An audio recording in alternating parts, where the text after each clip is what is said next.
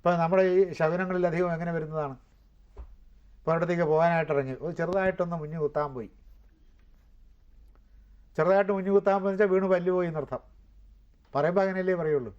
സാരമില്ല എന്ന് പറയും, നോക്കുമ്പോൾ പല്ല് പോയി. അപ്പോൾ അന്ന് ആ പോകുന്ന കാര്യം നടക്കില്ലെന്നോ അല്ലെങ്കിൽ വേണ്ടെന്നോ നാം വയ്ക്കും. അത് അശുഭമായിട്ട് നാം കരുതും. ചിലപ്പോൾ അശുഭമായിട്ട് കലാശിക്കണമെന്നില്ല, എങ്കിലും ഇങ്ങനെ വർണ്ണിച്ചാൽ എന്തുണ്ടാകും? ഇങ്ങനെ സംഭവിക്കും.